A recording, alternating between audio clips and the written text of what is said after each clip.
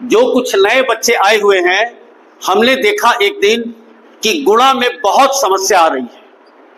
तो हमने सोचा कि क्यों ना गुणा को बिल्कुल जड़ से बताया जाए ताकि उनकी समस्या दूर हो जाए। जैसे हम आपको बताएं, एक ये आपका घर है, ये घर है और यहां से ऐसे गए, फिर ऐसे जा रहे हो, फिर ऐसे, और तब आप यहाँ स्कूल पे पहुंच रहे हो। स्कूल पे पहुंच रहे हो, एक रास्ता है, मतलब एक रास्ता ये हो गया। अब बेटा कौन सा रास्ता अपनाओगे, नीचे वाला कि ऊपर वाला? क्यों नीचे वाला?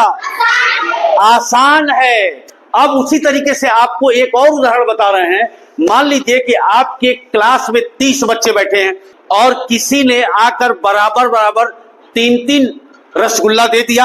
किसी बच्चे से कहा जाए कि बताओ कितने रसगुल्ले क्लास में बटे, क्या पुरानी विधि क्या है? तो क्या करेगा, ऐसे 3 एक लड़के को, 3 एक लड़के को, 3 एक लड़के को, 3 एक लड़के को, 3, इस तरह करते करते 30 बार लिखेगा ना, तब जोड़ेगा, तब बताएगा, तब आपको बताएगा। या दूसरा तरीका क्या है जो जानता है ठीक से, बताओ निगम?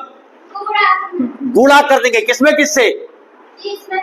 30 में 3 से गुणा कर देंगे। वो बच्ची समझती है कि 30 में 3। तो मैं ये बताना चाहता हूं कि जब 3-3 30 बार लिख के जोड़ोगे, 30 में 3 का गुणा करोगे, तो कौन सा आसान है?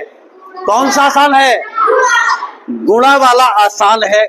ये आपका टाइम ज्यादा लेगा ना, तो यहीं से गुणा की खोज हो गई, समझ लो।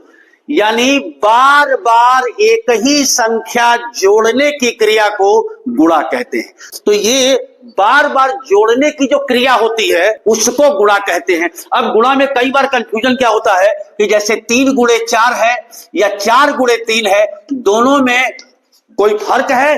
कोई फर्क नहीं है, क्योंकि 3 चौका भी 12 होगा और 4 तिया भी 12 होगा। अब जरा यहां ध्यान दीजिए, एक सुंदर सा चित्र हमने बनाया है। यहां एक बागीचे में 5-5 पेड़ ऐसे लगे हुए हैं, ठीक? 5-5 पेड़, और बच्चा यहां से देख रहा है, देखो तीर ऐसे देख रहा है। सभी लाइन में 5-5 ही पेड़ है, यानी पेड़ों की संख्या समान है। कितने आपके रो है भाई? तो 1 2 3 4।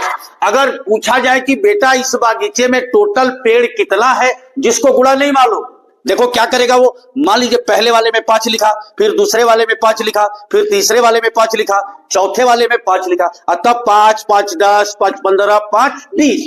और जो इसे और जल्दी करना चाहता है वो क्या करेगा, सभी में समान पेड़ों की संख्या है, तो कितना पेड़ है भाई? 5। कितने कॉलम, कितने आपके रो हैं, कितनी पंक्ति है? 4। तो तुरंत गुणा करेंगे तो इससे जल्दी आंसर मिल जाएगा। मिले उसी तरीके से इसी बागीचे को यदि लड़का इधर से देख रहा है तो देखो इसमें 4, इसमें 4, इसमें 4, इसमें 4, इसमें 4, और कॉलम कितने हो गए? 5। तो अगर जो गुणा नहीं जानता वो क्या करेगा बेटा? तो पहले में 4, दूसरे में 4, तीसरे में 4, चौथे में 4, अब इसको जोड़ेगा 4 4 8 4 12 4 16 4 20। जो इंटेलिजेंट है वो क्या करेगा, जल्दी जल्दी फट दे क्या करेगा, कितने पेड़ है भाई? तो 4 प्रत्येक कॉलम में, और आपका कितना आपका कॉलम है? तो 1 2 3 4 5, तो 4 बचे 20। तो आज मेरा विशेष रूप से ध्यान था कि गुणा क्या होता है, तो जोड़ की प्रक्रिया का एक सहज रूप है अच्छी तरीके से। यानी किसी संख्या को बार बार जोड़ना ही गुणा कहलाता है, बार बार जोड़ना ही गुणा कहलाता है। एक बात और आपको ध्यान दिलाते हैं, गुणा की जो प्रक्रिया होती है उसमें बच्चे गलती क्या करते हैं। मैं जैसे छोटा सा मैंने मान लिया 2 3 4 है, और मान लो कि 2 3 से गुणा करना है, तो ये लाइन भी नहीं खींचते कितने बच्चे। अब 3 चौका 12, 12 का 2, और हासिल 1 याद रखना है, याद रखना है, और तितरी का 9, 9 और 1 10, हाथ में लगा 1, 3 दूनी 6, 6 1 7।